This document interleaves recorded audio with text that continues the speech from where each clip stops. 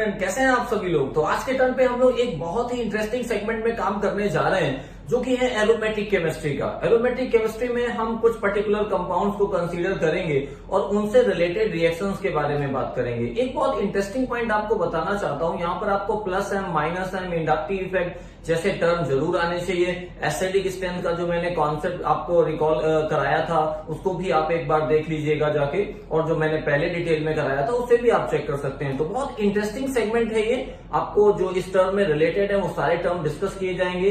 अब हम इसको कुछ पार्ट वाइज में आपको आगे करके आपको दिया जाएगा, आप धीरे धीरे करके इसमें अपना कॉन्सेप्ट इंप्रूव कर सकते हैं। तो आज जो हम डिस्कस करने जा रहे हैं वो जेई और नीट के पॉइंट ऑफ व्यू से बहुत ही इंपॉर्टेंट सेगमेंट है। इसको आपको हर हालत में ही आना चाहिए, और कुछ इंपॉर्टेंट और इंटरेस्टिंग टर्म का डिस्कशन भी हम लोग यहाँ पर करेंगे।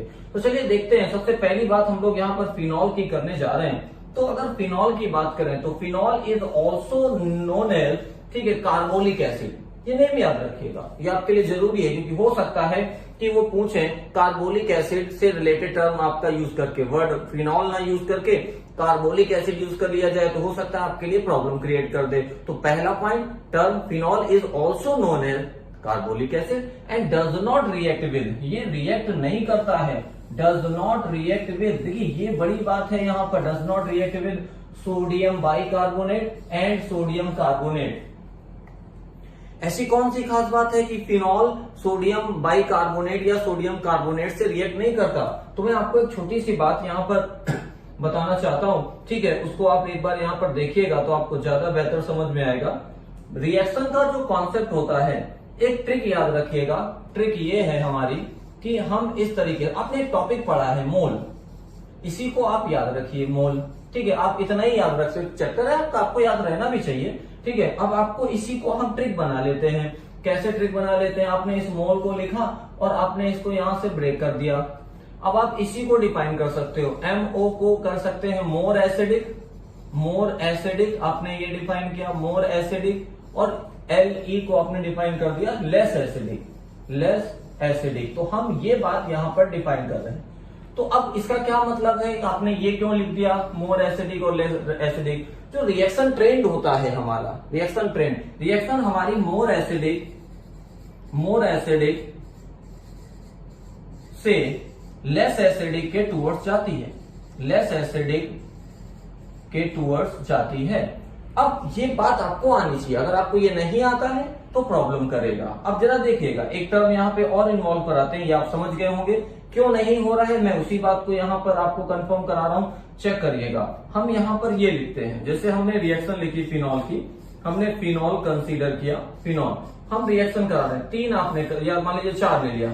हमने सोडियम से रिएक्शन कराई, सपोज दैट हमने रिएक्शन यहाँ पर सोडियम से कराई, ठीक है, तो सोडियम से करेगा रिएक्ट। NaOH से रिएक्ट करा, उससे भी करेगा, इससे भी रिएक्शन होगी, इससे भी रिएक्शन होगी। लेकिन अगर आप इसकी रिएक्शन सोडियम बाइकार्बोनेट से कराएंगे तो रिएक्शन नहीं होगी। आपने अगर सोडियम कार्बोनेट से कराई रिएक्शन Na2CO3 तो भी रिएक्शन अकर नहीं करेगा। इस पर कई बार क्वेश्चन आया है, नीट में भी आया है और आपका जेईई में, IIT में भी आया हुआ क्वेश्चन है, यहाँ पर ध्यान रखिएगा। लॉजिक यहाँ पर आपको जो जिसके बारे में बताते हैं वो more acidic to less acidic के लिए है। तो हम सिर्फ इसी बात को यहाँ पर डिस्कस करना चाहते हैं। फिर से लिखूंगा, यहाँ पे मान लीजिए आपने रिएक्शन सिर्फ इतनी लिखी होती फिनॉल, और आपने रिएक्शन कराई है सोडियम बाइकार्बोनेट से। बस एक रिएक्शन मैं क्लियर करूंगा यहाँ पर, बाकी आप समझ सकते हैं। होता क्या है, फिनॉल एसिडिक इन नेचर है, और मैंने आपको बताया था any bicarbonate never exist with acid as well as base.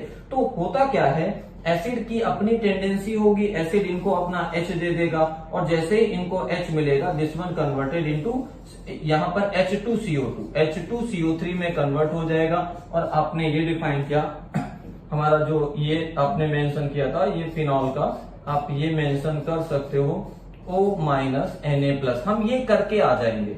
हमको लगेगा कि ये होना चाहिए, हमारे हिसाब से ये डिफाइन होना चाहिए, और बाद में ये ब्रेक हो जाएगा किसमें, H2O और CO2 में इसकी ब्रेकिंग हम लोग करा देते हैं। तो हमको लगता है ये हो जाना चाहिए, बट एक्चुअल में होता क्यों नहीं है, उसका रीजन मैं आपको बताता हूँ। रीजन यहाँ पर ये है क्योंकि फिनॉल जो है वो यहाँ पर लेस एसिडिक होता है, फिनॉल लेस एसिडिक है इन कंपैरिजन टू, और ये इसके कंपैरिजन में मोर एसिडिक है। और ट्रेंड तो उल्टा हो गया, हम लेस से मोर चले गए। मतलब अगर आप एसिडिक स्ट्रेंथ लिखते हैं, एसिडिक स्ट्रेंथ, तो कॉन्सेप्ट जरूर चेक कर लीजिएगा कि जो फिनॉल है, फिनॉल इससे कहीं ज्यादा एसिडिक होता है कार्बोनिक एसिड H2CO3, तो इस वजह से ये प्रॉब्लम आई है और ये रिएक्शन नहीं हो रही। सेम रिएक्शन जब आप सोडियम कार्बोनेट के साथ कराएंगे तो 2 मोल इसके लगेंगे, तब भी यही रिएक्शन ऐसे इंट्रोड्यूस हो जाएगी। मतलब अगर आप इस तरीके से इसको डिफाइन करते हैं तो आप ये चेक कर सकते हैं। मैंने आपको कॉज बता दिया कि sodium bicarbonate does not react with phenol and sodium carbonate does not react with phenol. Logic, reaction less acidic से मोर एसिडिक जा रही है, जबकि ट्रेंड क्या है, मोर एसिडिक से लेस एसिडिक। वैसे टर्म तो गिब्स फ्री एनर्जी के टर्म में एक्सप्लेन करते हैं, आपके जानने के लिए इतना ही सफिशियंट है, बहुत इधर उधर जाके डिस्कस करने का कोई फायदा नहीं है।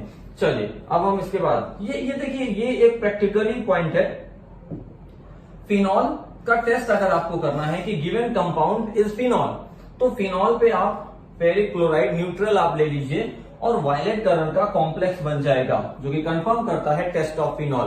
कंपाउंड की टेस्टिंग ऑर्गेनिक में टेस्टिंग होती है, जिसमें हम ये कंफर्म करते हैं कि गिवन कंपाउंड आपका एनिलीन है, फिनॉल है या कोई और है, तो ये टेस्ट किए जाते हैं। तो फिलहाल आपके लिए इसके लिए ये टेस्ट है, ये आपको लर्न करना पड़ेगा, इसका यही एक तरीका होता है।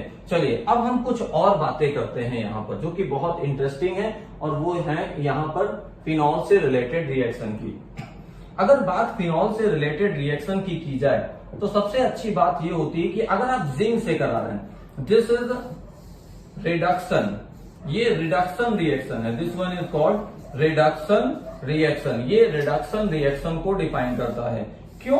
क्योंकि ये मेटल करेगी क्या, मेटल यहां से ऑक्सीजन का रिमूवल कर देगी, और रिडक्शन रिमूवल ऑफ ऑक्सीजन क्या होता है, आपने क्या करा यहाँ पे, रिमूवल ऑफ ऑक्सीजन हो रहा है, रिमूवल ऑफ ऑक्सीजन अगर आप कराते हैं, so this one is called आपका रिडक्शन डिफाइन किया जाएगा। ये रिडक्शन टर्म यूज किया जाता है अगर ये करते हैं। रिमूवल ऑफ ऑक्सीजन या addition of hydrogen is called reduction, addition of oxygen and removal of hydrogen is called oxidation. Both are reciprocal term, आप इजीली इसको समझ सकते हैं। मेरी बात समझ गए होंगे। ये रिएक्शन बहुत इंपॉर्टेंट है, हमेशा पार्ट वाइज ये रिएक्शन आती है, डायरेक्ट तो बोर्ड लेवल में आती है, बट एग्जामिनेशन नीट और जेईई मेंस के पॉइंट ऑफ व्यू से ये रिएक्शन आपको हमेशा कहीं ना कहीं बीच में क्लिक करेगी, और अगर आपको वो स्टेप नहीं आता है तो आपको डेफिनेटली प्रॉब्लम आएगी।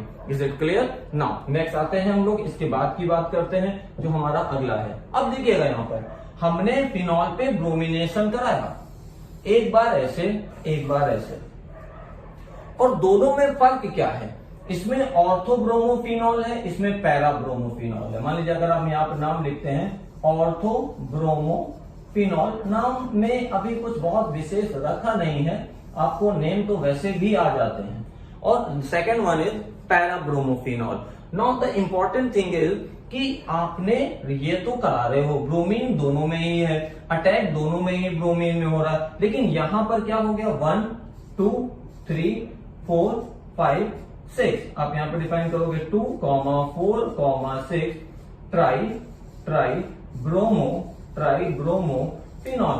ईल्ड में डिफरेंस क्यों आ गया भाई साहब, ईल्ड में डिफरेंस क्यों आ रहा है, ईल्ड में डिफरेंस का लॉजिक क्या है, लॉजिक है सॉल्वेंट, सारा खेल सॉल्वेंट का है। मैंने आपको बहुत पहले से ये बात बताई है कि रिएक्शन में मीडियम बहुत कुछ डिसाइड करता है। बात समझ में आ गया? मैंने आपको एग्जांपल भी दिए हैं कई बार, जैसे आप कोई बारात लेके जा रहे हैं तो बारात क्या होती है, मीडियम होती है। कभी कभी बारात मीडियम इतना गड़बड़ करता है कि बारात बैरन वापस आ जाती है, मतलब दूल्हा गया दुल्हन लेने बट लेके नहीं आया वैसा, तो उसका मतलब क्या है, मीडियम गड़बड़ लेके गए थे, आपके बाराती वहां पी के लौट गए, वैसा भगा दिए गए सब। तो डेट मीन्स हुआ क्या, मीडियम का रोल है। मीडियम हो सकता है उस रिएक्शन को बेटर करा दे, हो सकता है उसको पुअर करा दे, और ऐसा भी कर सकता है कि रिएक्शन ही ना होने दे। कई बार ऐसा होता है, आपके साथ भी कभी कभी मीडियम के लोग ऐसा कर जाते हैं कि आपकी रिएक्शन खराब हो जाती है। आप समझ रहे होंगे मैं क्या कहना चाह रहा हूं, बट ज्यादा मत समझिए, अपने कॉन्सेप्ट में आ जाइए। तो इंटरेस्टिंग पॉइंट यहां पर यह है कि हम बताना क्या चाहते हैं। अब देखिएगा यहां पर रोल सॉल्वेंट का है, यहां पर सारा खेल सॉल्वेंट का है। ये देखिए, ये जो आप यूज कर रहे हो यहां पर, ये जो आपको दिया गया, ठीक है, ये जो सॉल्वेंट है, this is the non polar solvent, non polar solvent, non polar है।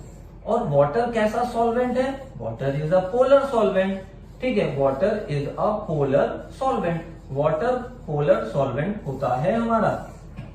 अब पॉइंट ये है, पोलर की प्रेजेंस में, देखो मैंने आपको क्या कहा था, पोलर के लिए वर्ड यूज होता है डाइपोल, और जो नॉन पोलर उसके साथ जब रहता है तो उसके लिए जनरेट होता है इंड्यूस डाइपोल। तो देखो पोलर फिनॉल भी है, पोलर ये भी है, यहां पर ये आपका नॉन पोलर, ये भी नॉन पोलर। तो ये जो इलेक्ट्रोफिलिसिटी है, जैसे आपको मैंने एक वर्ड बताया था न्यूक्लियोफिलिसिटी, वैसे ही एक टर्म होता है इलेक्ट्रोफिलिसिटी। न्यूक्लियोफिलिसिटी क्या होती है? रिएक्टिविटी ऑफ न्यूक्लियोफाइल, न्यूक्लियोफाइल के जनरेट होने और उसके रिएक्ट करने की टेंडेंसी को डिफाइन करता, और इलेक्ट्रोफिलिसिटी इलेक्ट्रोफाइल की रिएक्टिविटी डिफाइन करती है। तो यहां पर भाई जनरेट तो बेसिकली Br प्लस और Br माइनस ही होगा ना, तो ये पोलैरिटी को डेवलप कराता है, ये यहां पर Br और Br माइनस, ये पोलैरिटी ज्यादा डेवलप कराता है। तो यहां पर जो Br प्लस है वो इजीली जनरेट हो जाएगा, इजीली, क्योंकि एक नियम होता है भाई साहब, लाइक डिसॉल्व लाइक। अगर इसमें पोलैरिटी आई और water as a polar solvent है इनकी प्रेजेंस में, इनकी वजह से इनमें पोलैरिटी आई, फिनॉल पे ब्रोमीन को अटैक करना है, ब्रोमीन नॉन पोलर है, फिनॉल पोलर है, ठीक है, और इनमें पोलैरिटी आई, वाटर बैठा था उसने पोलैरिटी और बढ़ा दी, वाटर ने इनको पोलर और कर दिया, तो इनकी पोलैरिटी और डेवलप हो गई। तो इस Br प्लस का ब्रोमोनियम आयन का जो हम डिफाइन करने जा रहे हैं, ब्रोमोनियम आयन का जनरेट होना, यहां पर Br प्लस का जनरेट होना इजियर हो गया। तो जब ज्यादा जनरेट हो जाएगा तो यहां पर अटैक भी ज्यादा करेगा। First thing is this. Second thing, in presence of water phenol का आयनाइजेशन इंप्रूव हो जाएगा, रिएक्शन को फैसिलिटेट करेगा, क्योंकि आयनाइज होने पर, तो अंतर समझना, अगर आपके पास ये है, ठीक है, आपके पास फिनॉल है, तो फिनॉल से कहीं ज्यादा एक्टिवेटिंग फिनॉक्साइड आयन होता है। देखो ये आपका मेटा डायरेक्ट, ये आपका ऑर्थो पैरा डायरेक्टिंग है, ये भी ऑर्थो एंड पैरा डायरेक्टिंग है, ठीक है, ये भी ऑर्थो एंड पैरा डायरेक्टिंग है। इसमें मेटा निग्लिजिबल कह सकते हैं, उसकी बात हम बाद में करते हैं, फिलहाल उसका कोई लेना देना यहाँ पे है भी नहीं। लेकिन अब अंतर क्या है, डिफरेंस इज दिस, कि इन दोनों में एक्टिवेटिंग कौन ज्यादा, तो फिनॉल से ज्यादा एक्टिवेटिंग इसका O माइनस होता है, तो ये ज्यादा इलेक्ट्रॉन डेंसिटी बढ़ाएगा, यहां पर इलेक्ट्रॉन डेंसिटी ज्यादा बढ़ेगी, यहां पर उतनी नहीं बढ़ेगी। तो वाटर इस पोलराइजेशन को फेवर कराता है, जिसके चलते जब आप ब्रोमीन इन वाटर लेते हैं तो 2, 4, 6 पर अटैक करता है, सारी एक्टिवेटिंग, भाई ऑर्थो पैरा पोजीशन, ऑर्थो ये पैरा, ये सारी पोजीशन पे अटैक करता है। लेकिन जब आप नॉन पोलर सॉल्वेंट लेते हैं तो ये तो इनको पोलराइज कराता है, लेकिन ये उतना नहीं हो पाता, क्योंकि ये सॉल्वेंट इनकी मदद नहीं करता, हेल्प नहीं करता, रिएक्शन को उतने फैसिलिटेट नहीं करता, उतना प्रमोट नहीं करता। वाटर प्रमोट कराता है, वाटर एक बहुत अच्छा सॉल्वेंट है, लाइक डिसॉल्व लाइक के केसेस में ये बहुत बेटर वर्क करता है। तो यहाँ पर ऑर्थो पैरा बनेगा, और यहाँ पे 2, 4, 6 डिफरेंस ध्यान रखना, सारा खेल सॉल्वेंट का होता है। अगर वाटर है तो 2, 4, 6 की कंडीशन है, और अगर वाटर नहीं है तो फिनॉल में ब्रोमिनेशन कराओगे, ऑर्थो और पैरा ब्रोमो फिनॉल आप डिफाइन करोगे। क्लियर है, समझ गए होंगे आप। और मैंने आपको ये बताया कि फिनॉल से ज्यादा फिनॉक्साइड आयन में इलेक्ट्रॉन डेंसिटी रिंग में होती है। रीजन क्या है, क्योंकि फिनॉल उतना एक्टिवेटिंग नहीं है जितना फिनॉक्साइड आयन एक्टिवेटेड रहता है, तो इस वजह से ब्रोमीन को और प्रेफर करता है। दो बातें, सॉल्वेंट फेवर, दो बातें, first one solvent favour, second one water phenol के आयनाइजेशन को प्रमोट करता है, आयनाइजेशन से फिनॉक्साइड आयन बनता है, phenoxide ion is more activating, जब इलेक्ट्रॉन डेंसिटी रिंग में और ज्यादा बढ़ेगी तो इलेक्ट्रोफाइल के अटैक करने की टेंडेंसी बढ़ जाती है। तो आई थिंक आपको समझ में आ गया होगा, आगे बढ़ते हैं। ऐसा ही कुछ हम लोग यहां पर कराते हैं जब हम नाइट्रेशन कराते हैं। देखिए नाइट्रेशन जब हम कराते हैं तो हम लो टेम्परेचर लेते हैं। अगर हमने डाइल्यूट लिया है, डाइल्यूट अगर आपने लिया तो आप लो टेम्परेचर पे कराएंगे। और nitrating mixture, this one is called nitrating mixture, nitrating mixture. आपको मैंने बताया था ये जो नाइट्रेटिंग मिक्सचर होता है ये प्रमोट करता है रिएक्शन को। दूसरी बात ये NO2 प्लस इजीली जनरेट कर देगा कॉम्बिनेशन, और ये यहाँ पे 2, 4, 6 आप इसको पिक्रिक एसिड भी कह सकते हैं, और 2, 4, 6 ट्राइनाइट्रो फिनॉल भी कह सकते हैं। समझ रहे हो, ठीक है, तो ये कह सकते हैं। और अगर लो टेम्परेचर पे कराते हैं तो यहाँ पर नाइट्रो ऑर्थो और पैरा पे लगेगा। देखो ऑर्थो पैरा पे यहाँ पे अटैक ज्यादा होगा, बात समझ आ गया। और ये ग्रुप जो होता है, ये ध्यान रखिएगा, फिनॉलिक ग्रुप जो OH होता है, लोन पेयर के चलते रिंग की इलेक्ट्रॉन डेंसिटी बढ़ती है, तो ये रिंग क्या हो रही है, एक्टिवेटेड हो रही है। आप ये कह सकते हैं एक्टिवेशन ऑफ रिंग आप यहां पर डिफाइन कर सकते हैं, या आप ये कह सकते हैं इलेक्ट्रॉन डेंसिटी जो है रिंग की वो इंक्रीज करेगी, और कहां पर, ऑर्थो और पैरा पोजीशन पे। तो ये 3 पॉइंट है जो आपको पता होने चाहिए, जिसके लिए ये बताया जाता है। अगर आप कंसंट्रेटेड से करा रहे हैं तो 2 मतलब कंसंट्रेट का मतलब होता है ज्यादा सॉल्यूट मौजूद होगा वहां पर, डाइल्यूट का मतलब होता है कि गिवन सॉल्यूट में वो कम मौजूद होगा। तो डाइल्यूट और कंसंट्रेट करा के यहाँ पर कंट्रोल कर लेते हैं। डाइल्यूट कराया कंट्रोल अटैक है, कंसंट्रेट कराया तो आपने ज्यादा अमाउंट ले लिया, बार बार अटैक होगा। क्लियर है। और ऑर्थो पैरा डायरेक्टिंग होता है, जो कि आपके सामने आंसर है। चलिए आगे बढ़ते हैं, कुछ क्वेश्चन कर लिए जाए। IIT AIPMT दोनों में आया था, इस क्वेश्चन की बात करते हैं। When phenol is treated, excess of bromine water, phenol की रिएक्शन करा रहे हैं किससे, ब्रोमीन वाटर मतलब ब्रोमीन एंड वाटर। और आपको क्या पता है, मैंने क्या कहा था, अगर सॉल्वेंट वाटर है तो भाई साहब क्या बनाओगे, 2,4,6 आपने Br और Br ये आपने लगा दिया। Now this is the product. तो 2,4,6 ट्राइब्रोमोफिनॉल। तो आई थिंक आपको समझ में आ गया होगा। यही क्वेश्चन पहले IIT में आया था, बाद में AIPMT में आया था। आप सॉल्ट पेपर में चेक कर सकते हैं, आपको कंफर्मेशन हो जाएगा। मतलब ये आपको केमिस्ट्री के क्वेश्चन सीखने हैं, ना कि ये मत बैठिएगा जैसे आपको कोई सजेस्ट कर दे कि नहीं IIT का नहीं लगाना चाहिए, आप मेडिकल के हो। मतलब कौन कह रहा है, क्वेश्चन केमिस्ट्री का है, वो तो किसी एग्जाम में आया तो टैगिंग तो बाद में होती है ना, टैग तो बाद में करते हो, पहले तो एग्जाम में आएगा ना। और जब एग्जाम में आया किसी दूसरे एग्जामिनर को वो क्वेश्चन अच्छा लगा, उसने उठा के रख दिया, तो आप एग्जाम में ये थोड़ी कह के छोड़ देंगे कि वो तो IIT का था इसलिए मैंने नहीं किया, मुझे नीट वाला चाहिए, फ्रेश क्वेश्चन चाहिए। तब तो फिर वैसा आप कर चुके काम। चलिए आगे बढ़ते हैं। नेक्स्ट क्वेश्चन आपको दिया जा रहा है, ये भी क्वेश्चन IIT का है। IIT ने दोबारा पूछा, यहाँ पर देखिए IIT ने दोबारा इसी क्वेश्चन को पूछा, और क्या था, फिनॉल रिएक्ट कर रहा है ब्रोमीन से कार्बन डाइसल्फाइड। अब एक बात और समझ लो, हो सकता है कार्बन डाइसल्फाइड यूज करें, ये भी हो सकता है कि CCl4 यूज कर लें। कोई जरूरी नहीं है कि हमेशा कार्बन डाइसल्फाइड, हमको नॉन पोलर सॉल्वेंट ही तो कंसीडर करना है।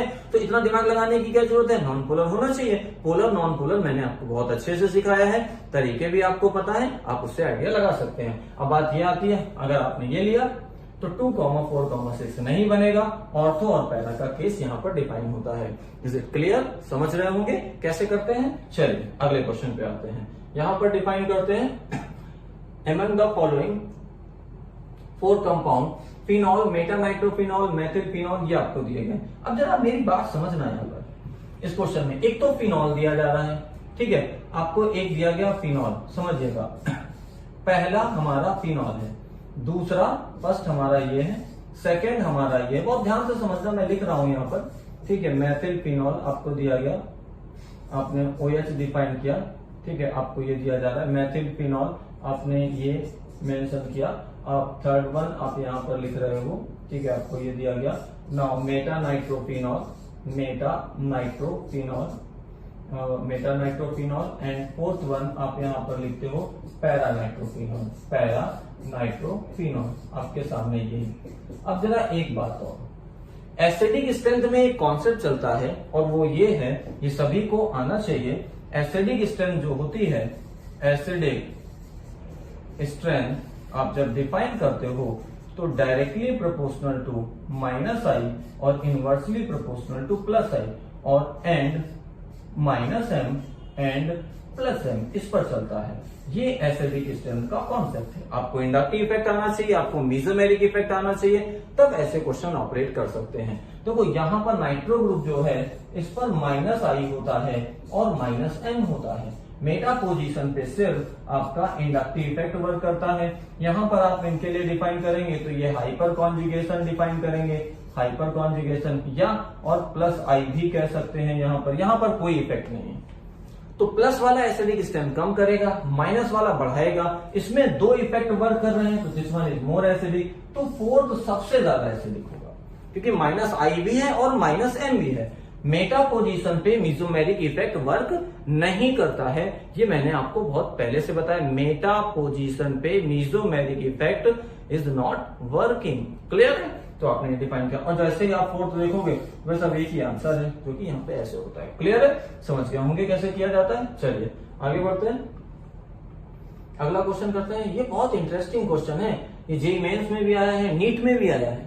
नीट में इसका हाफ सेगमेंट आया था, पूरा ऐसा नहीं आया, एज इट इज नहीं आया था। लास्ट ईयर में आप जाके चेक करिएगा, 1-2 साल पीछे का क्वेश्चन है, लेकिन उसमें पूरा ऐसा नहीं था, कुछ लिटिल बिट कम था स्टेप। वो स्टेप हम आपको बाद में बता देते हैं, लेकिन आपको ये चेक करना आना चाहिए। क्वेश्चन जेईई मेंस और नीट दोनों में आया है।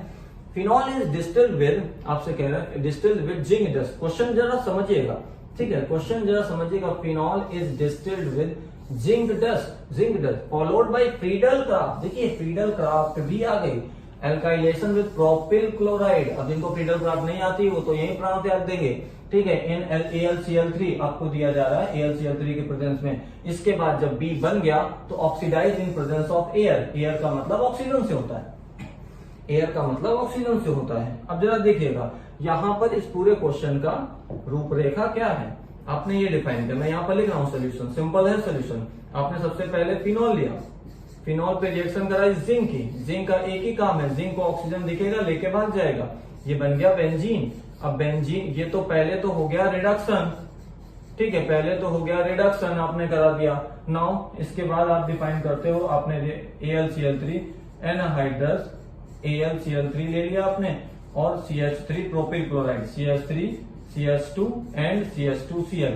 अब जरा एक बात, डायरेक्ट नहीं निकाल सकते हो, कारण ये है यहाँ पर, रीजन ये है क्योंकि आपने किया तो AlCl3 गया, Cl निकाल दिया, तो बना क्या CH3 CH2 and CH2 plus, मतलब कार्बोकेटाइन। और ये क्या होगा, शिफ्ट कर जाएगा 1 to 2 हाइड्राइड शिफ्ट हो जाएगा यहाँ पर, 1 to 2 hydride shift, this one converted into CH3 CH plus और CH3। अब इसको उठा के जाके रिंग पे लगा दीजिए, ये रिंग पे लगाएंगे तो जो आपका प्रोडक्ट आएगा वो ये आएगा ना, प्रोडक्ट इज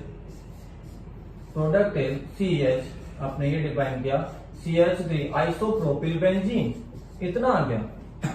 इसके बाद आपने ऑक्सीजन एयर, ठीक है, ऑक्सीजन लेके आपने रिएक्शन करा दी। जब आप ऑक्सीजन लेते हैं तो होता कुछ और विशेष नहीं है, ऑक्सीजन जो होती है वो इन कार्बन और हाइड्रोजन के बीच में आके, जो ऑक्सीजन है वो इस कार्बन और हाइड्रोजन के बीच में आके लिंक हो जाती है, और कुछ इस तरह से ये यहाँ पर कनेक्ट कर जाता है। Now this is the answer, this is the very very important question. ऐसे क्वेश्चन हमेशा प्रॉब्लम करते हैं। उन्होंने देखो एक क्वेश्चन में ये OH लगा के रखा हुआ है, ये आंसर हो नहीं सकता था, ये आंसर हो नहीं सकता था, और ये आप या तो ये लगाते या आप ये लगाते, इसकी पॉसिबिलिटी भी नहीं थी क्योंकि हमने कुछ ऐसा कराया ही नहीं है। तो अगर बहुत कम भी करते हो तो भी आंसर निकाल सकते थे। मेरी बात आपको समझ में आ गई होगी किस तरीके से इनको सॉल्व किया गया, ठीक है। तो आपको यहाँ पर ये इसमें प्रॉब्लम नहीं होनी चाहिए। तो जो हमारा पॉइंट है, एक लास्ट क्वेश्चन और देख लेते हैं, ठीक है। ये आपको दिया गया, ये क्वेश्चन भी जेईई मेंस का ही है, इसको चेक करिएगा कैसे किया जाएगा। यहाँ पे पॉइंट देखिएगा, देखिए फिनॉल की एसिडिक स्ट्रेंथ का ऑर्डर, यहां पर आओगे, ठीक है, इसका माइनस आई होता है और प्लस एन होता है, लेकिन इसका माइनस आई स्ट्रॉन्ग बैठता है। और यहां पर आओगे तो आपने प्लस आई डिफाइन करोगे, प्लस आई। यहां पर आओगे, ठीक है, आपने डिफाइन किया माइनस आई और माइनस एम वर्क करता है यहाँ पर। और यहां पर आओगे, इसके लोन पेयर की वजह से इस पे प्लस एम होता है, मतलब माइनस आई होता है और प्लस एम होता है, बट डोमिनेट करता है प्लस एम।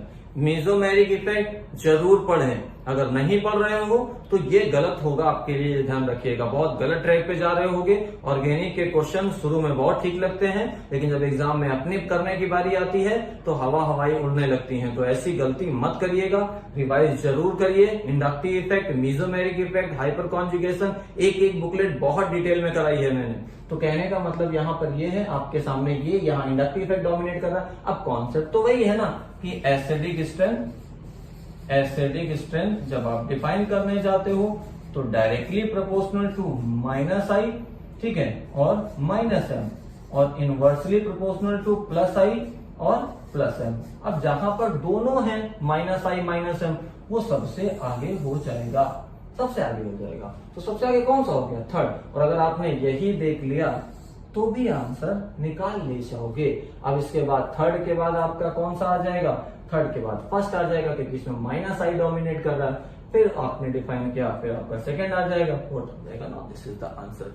तो मेरी बात समझ गए होंगे। तो आज इतना ही करते हैं, फिर मिलते हैं नेक्स्ट कॉन्सेप्ट में कुछ नई ट्रिक के साथ।